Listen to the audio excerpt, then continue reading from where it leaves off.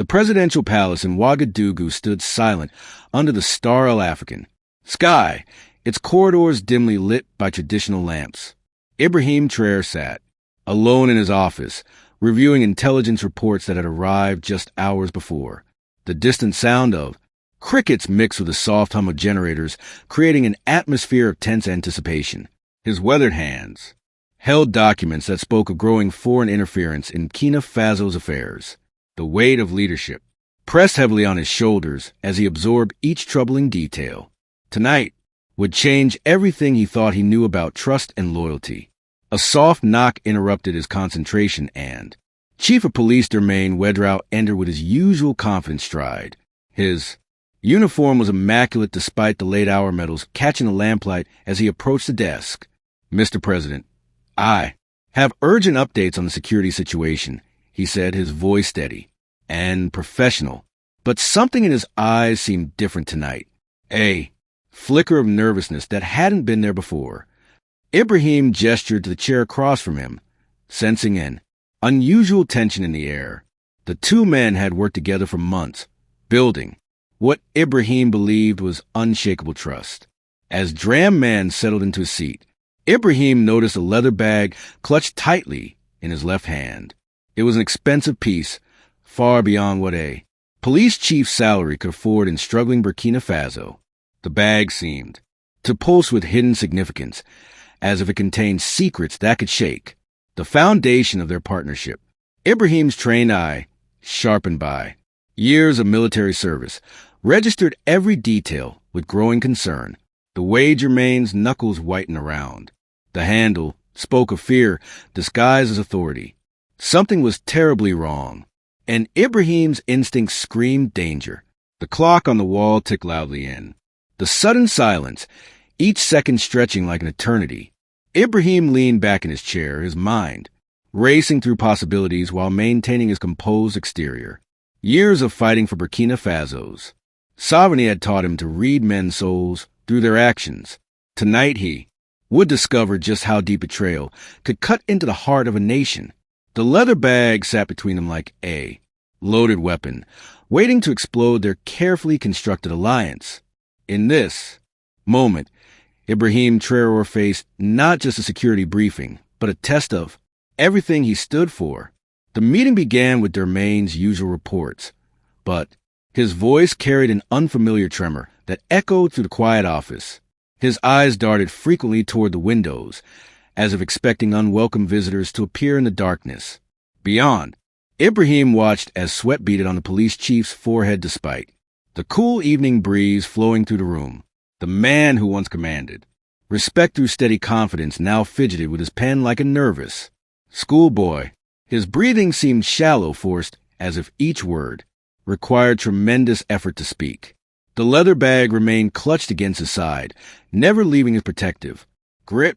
Ibrahim's military instincts, honed through years of defending Burkina Faso, began sending urgent warnings through his mind. He noticed how Germain avoided direct eye contact, focusing instead on the documents scattered across the presidential desk.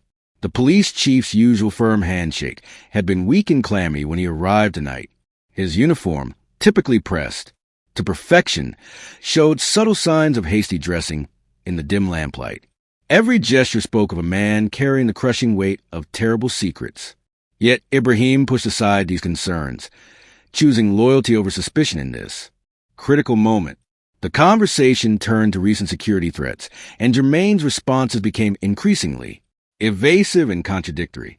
He stumbled over details that should have been memorized, vital information that any competent police chief would know. Instantly, his recommendations seemed designed to weaken rather than strengthen Burkina Faso's defensive positions against foreign interference. Ibrahim felt a cold realization creeping through his thoughts, but his respect for their partnership held him back. The trust they had built seemed too valuable to destroy based on mere suspicions and uncomfortable feelings. Sometimes, loyalty blinds even the most perceptive leaders to approaching danger. As the night wore on, Dermaine's nervous energy filled the room like an approaching thunderstorm over the Sahel. His fingers drummed incessantly against a mysterious leather bag, creating a rhythm that matched Ibrahim's growing unease. The police chief's suggestions grew more desperate, more urgent, as if time was running out for some hidden agenda. Ibrahim sensed invisible forces pressing against the walls of their private meeting, threatening to shatter the illusion of security. Yet he continued listening, hoping against hope that his trusted ally would prove his fears groundless. The bag sat between them like a ticking bomb, waiting for the right moment to detonate their carefully constructed trust. Ibrahim's experienced eyes began cataloging every inconsistency in Germain's behavior with the precision of a seasoned military strategist. The police chief's story about border security contained gaps that didn't align with intelligence reports from Ibrahim's most trusted sources. His recommendations would have left critical access points vulnerable to foreign agents seeking to destabilize Burkina Faso's sovereignty. A chill ran down Ibrahim's spine as he realized these weren't innocent mistakes, but calculated deceptions.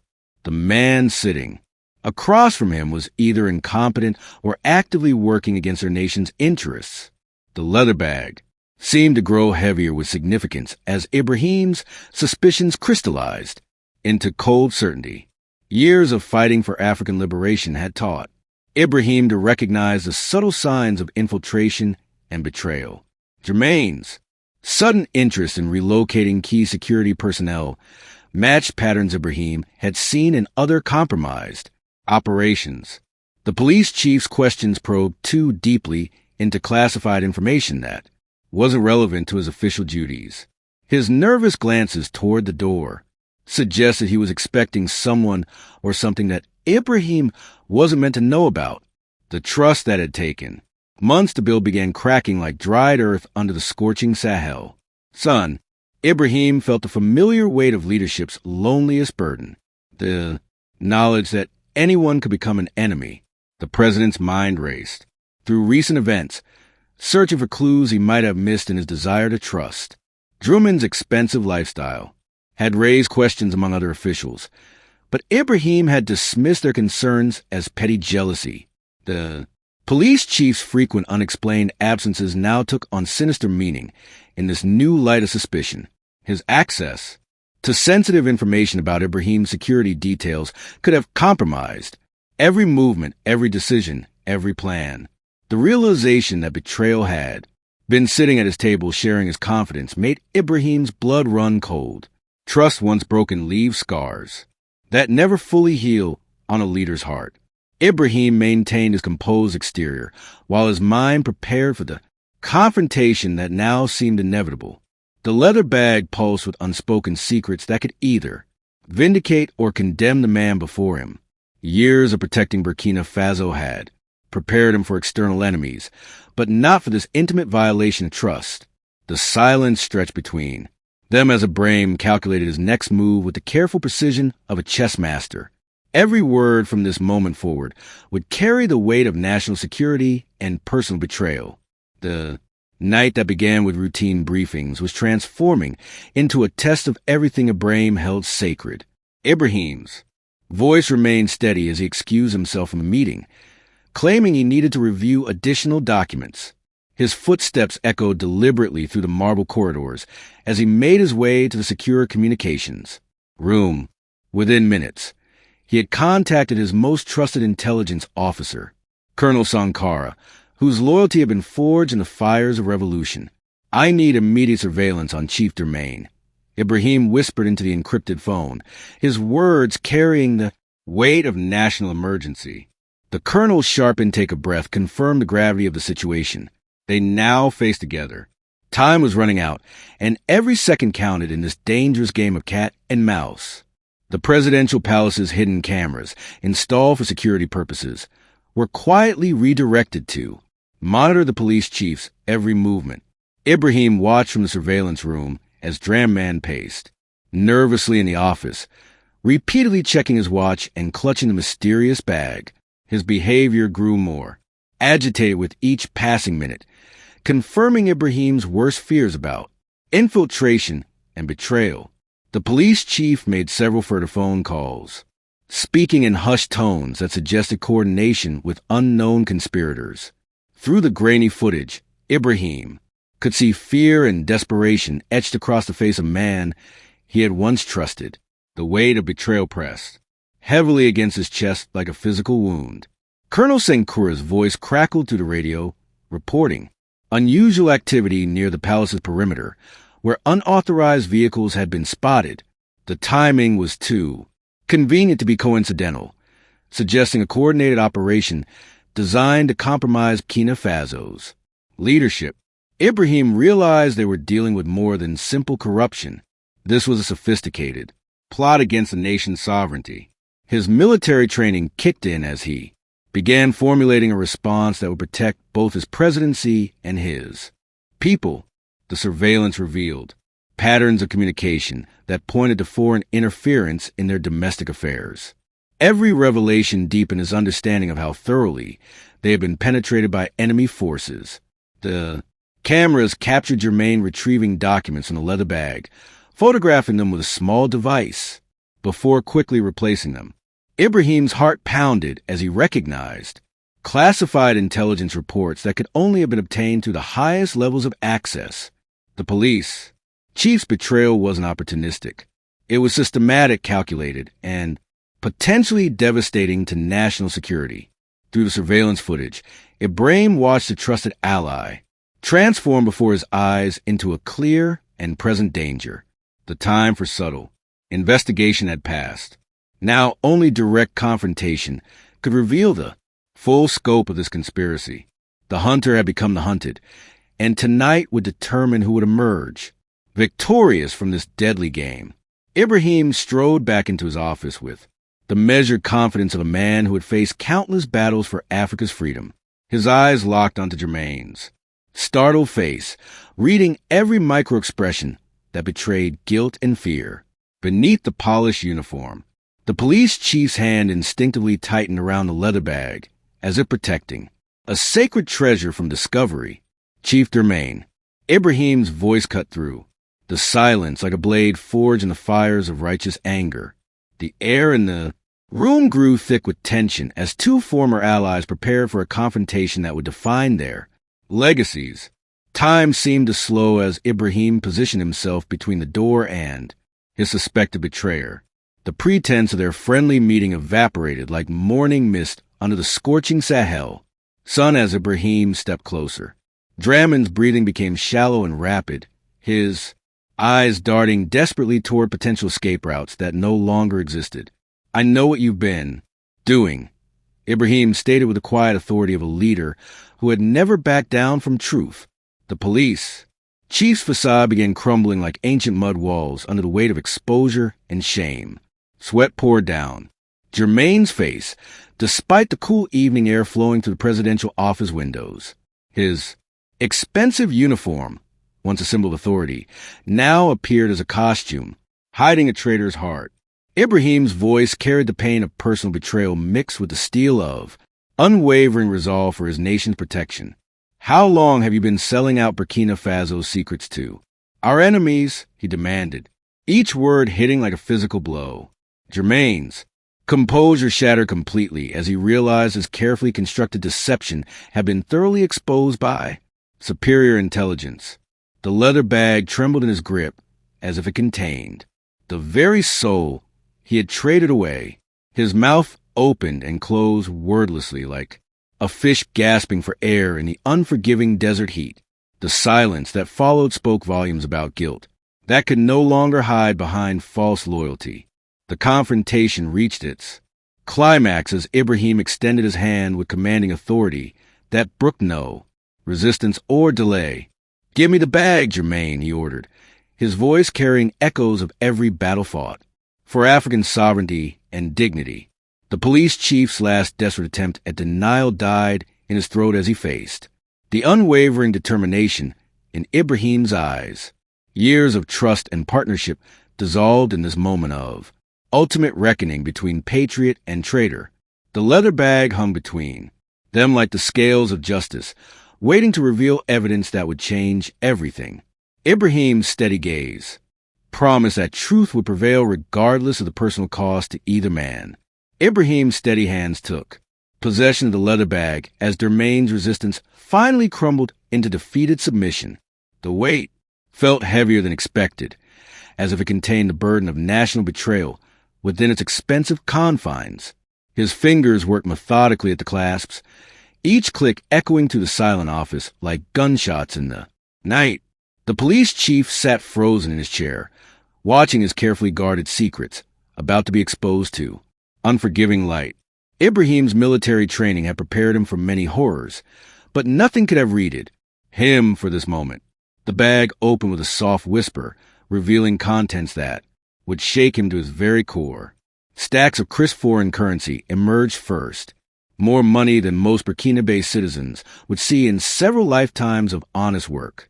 Beneath the cash lay photographs of classified military installations, detailed maps of security protocols, and copies of presidential meeting transcripts.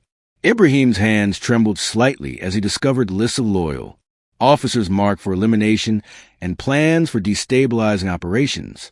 A sophisticated communication device revealed recent messages coordinating with foreign intelligence agencies bent on undermining Burkina Faso's sovereignty. The evidence painted a picture of systematic betrayal that reached far beyond simple corruption into the realm of treason.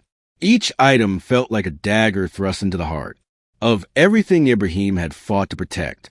The most damning discovery came wrapped in official diplomatic pouches, bearing the seals of hostile foreign powers seeking African submission.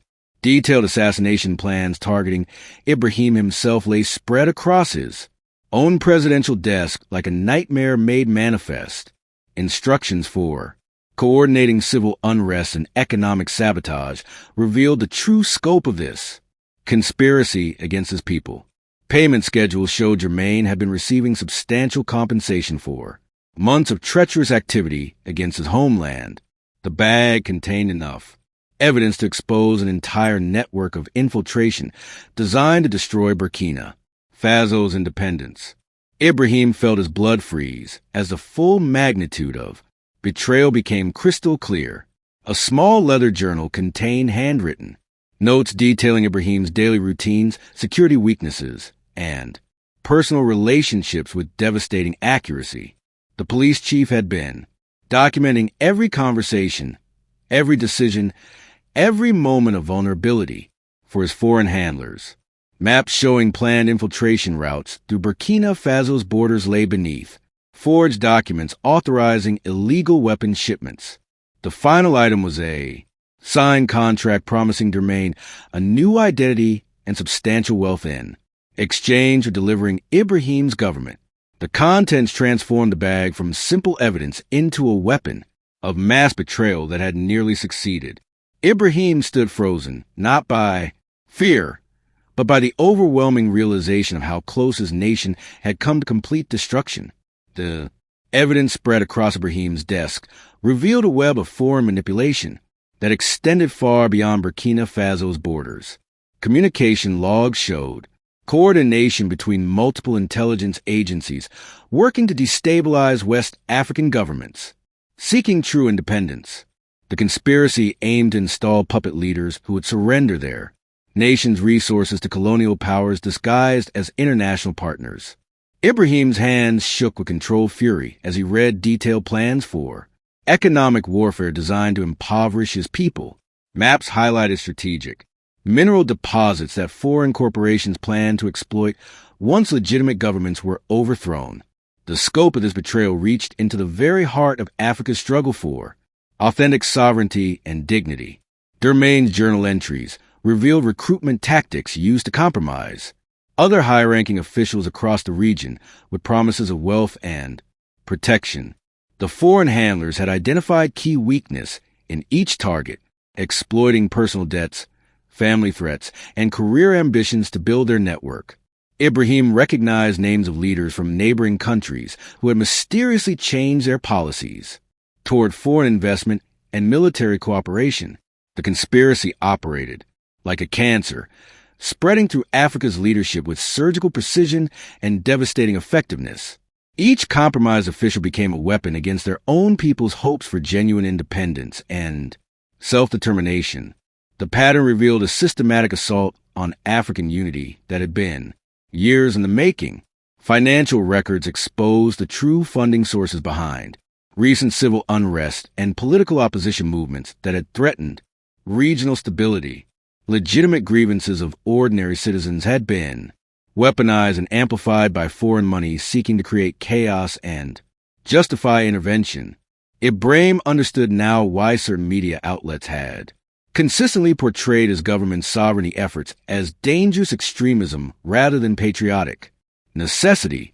The conspiracy had infiltrated every level of society, from street protesters to international journalists reporting on African affairs. Educational programs promoting African history and culture had been systematically undermined to weaken people's connection to their heritage. The assault on consciousness was as dangerous as any military invasion. The final documents reveal the ultimate goal, a new form of colonialism, disguised as humanitarian intervention, and economic partnership with compliant governments. Ibrahim's refusal to surrender Burkina Faso's gold mines and agricultural resources had made him a primary target for elimination or replacement. The foreign powers viewed genuine African leadership as an existential threat to their continued exploitation of the continent's vast wealth. Dermaine's betrayal was just one small piece in a massive puzzle designed to keep Africa eternally dependent and divided. The evidence painted a clear picture of modern imperialism using sophisticated psychological warfare. Instead of traditional military conquest, Ibrahim realized he wasn't just fighting for Burkina Faso, but for the soul of Africa itself. Dermaine's composure completely shattered as the overwhelming evidence of his treachery lay exposed across the presidential desk.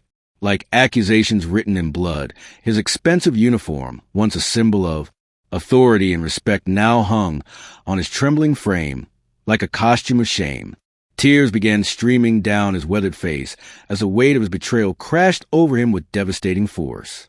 "Mr. President," he whispered, his voice breaking like that of a child confessing to unforgivable sins against his family. The man who had once commanded thousands of officers now sat broken and defeated in the chair of judgment. His hands covered his face as years of deception finally demanded their terrible price. From his conscience, the confession poured out of him like water from a broken dam, each word carrying the agony of a soul torn apart by greed and fear. "They approached me 6 months ago when my daughter needed surgery we couldn't afford." Dermaine sobbed into his trembling hands. The foreign agents had identified his vulnerability with surgical precision, offering medical care and financial security in exchange for information. His love for his family had become the weapon they used to transform him from protector into betrayer of his nation. Each payment had made him more dependent. Each secret shared had dug his grave deeper in the soil of treason. The path to hell had been paved with a father's desperate love and a patriot's moment of weakness. Ibrahim listened with the stoic expression of a leader who understood both human frailty and the demands of national security. Drummond's story revealed the sophisticated psychological warfare being waged against Africa's leaders through their personal relationships and family obligations. The police chief described midnight meetings in safe houses where foreign handlers slowly escalated their demands for more sensitive information. His initial cooperation with minor intelligence sharing had gradually transformed into active participation in assassination planning and government overthrow operations. The recruitment process had been masterful in its manipulation of a good man's love for his family. Now that same family would bear the shame of his choices for generations to come. The broken man's confession revealed names, locations, and operational details that could help Ibrahim protect other potential targets from similar recruitment efforts. Dram's voice grew stronger as he unburdened himself of months of crushing guilt and fear that had eaten away at his soul. He begged for mercy, not for himself, but for his family, who remained innocent of his terrible choices and betrayal. The police chief's fall from grace served as a stark reminder that even the most trusted allies could become weapons in enemy hands.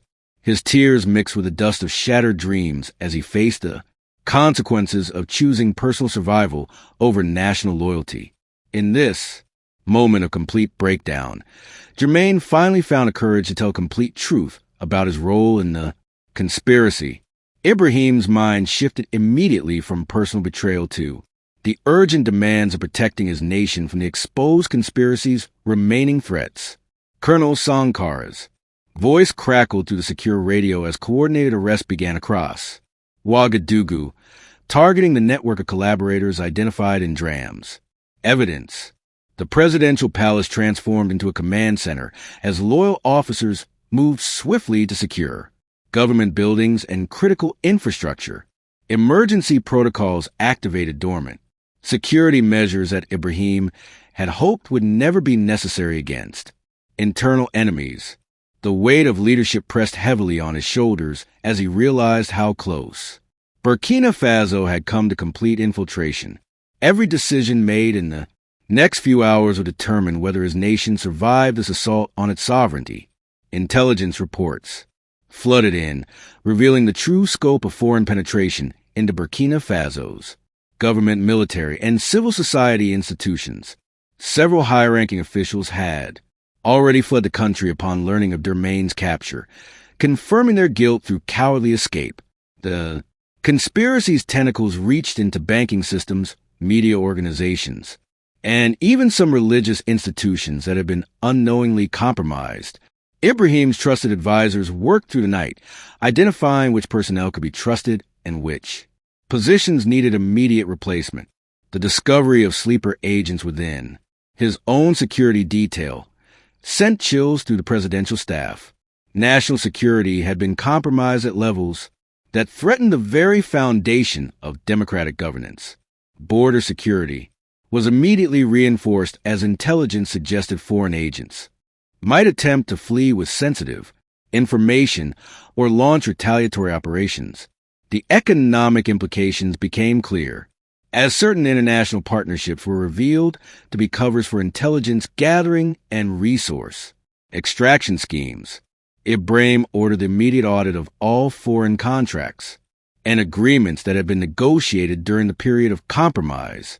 His finance minister reported suspicious movements of funds that suggested economic warfare designed to destabilize Burkina Faso's currency and banking system. The conspiracy had targeted every pillar of national strength with frightening precision and coordination. Recovery would require rebuilding trust in institutions that had been systematically undermined by foreign manipulation. Communication networks were secured and encrypted as Ibrahim prepared to address the nation about the threats they had narrowly escaped. The speech would need to balance transparency about the crisis with reassurance that the government remained strong and capable. Public confidence needed to be restored while avoiding panic that could play into the conspirators' hands for creating civil unrest. Ibrahim knew that how he handled this moment would define his legacy as either the leader who saved Burkina Faso or the one who allowed it to fall. The evidence on his desk represented both the darkest hour and the greatest opportunity for true independence in his nation's history. Every citizen deserved to know that their sovereignty was worth fighting for, regardless of the price. Ibrahim stood before the mirror in his private quarters as dawn broke over Ouagadougou, his reflection showing a man transformed by the night's revelations. The betrayal had cut deep, but it had also clarified his understanding of the price that true African leadership demanded from those brave enough to pursue it. His resolve had been tempered in the fire of deception and emerged stronger like steel forged in the furnaces of adversity. The evidence of foreign conspiracy would be presented to the people with complete transparency, demonstrating that their government would never hide the truth. His commitment to Burkina Faso's sovereignty had been tested and proven unbreakable, despite the personal cost of lost friendships. The morning light streaming through his window illuminated a leader, reborn in the crucible of national crisis. Justice would be swift but fair, with Germaine and his co-conspirators facing trial that would expose the full scope of foreign interference in African affairs. The legal proceedings would serve as both punishment and education, showing the world how colonial powers still sought to control Africa through corruption and manipulation.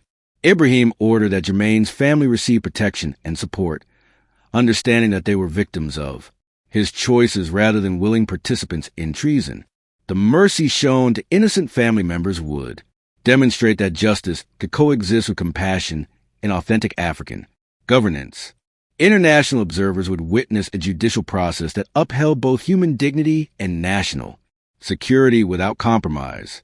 The trials would become a beacon for other African nations facing similar threats to their independence. The crisis had revealed vulnerabilities that would be systematically addressed through comprehensive reforms of security, intelligence, and governmental oversight systems. New protocols would ensure that no single individual could again compromise national interests through personal weakness or foreign recruitment. Ibrahim established a citizen oversight committee to monitor government transparency and report directly to the people about their leaders' actions. Educational programs would teach young Burkinabes to recognize and resist the psychological warfare being waged against African consciousness. The bag of evidence would be preserved in the National Museum as a reminder of the eternal price of freedom. These reforms would transform Burkina Faso into a model for authentic self-governance that other nations could emulate. Ibrahim's final act was writing a letter to African leaders sharing the intelligence gathered from this crisis to protect them from similar infiltration attempts. The conspiracy against him was part of a continental assault on any government that dared to prioritize African interests over foreign exploitation. His experience would serve as both warning and inspiration for leaders choosing sovereignty over submission to colonial pressures. The strength he found in this moment of betrayal would echo across Africa, inspiring others to stand firm against external manipulation. Burkina Faso's survival of this crisis proved that determined leadership could overcome even the most sophisticated attempts at destabilization. The night that began with trusted betrayal had ended with renewed hope for Africa's authentic independence and dignity. Ibrahim Traoré's discovery of the infiltrated police chief's betrayal revealed the sophisticated foreign conspiracy threatening Burkina Faso's sovereignty. But his swift response and unwavering resolve transformed crisis into strength. What do you think about this incredible story of leadership under pressure?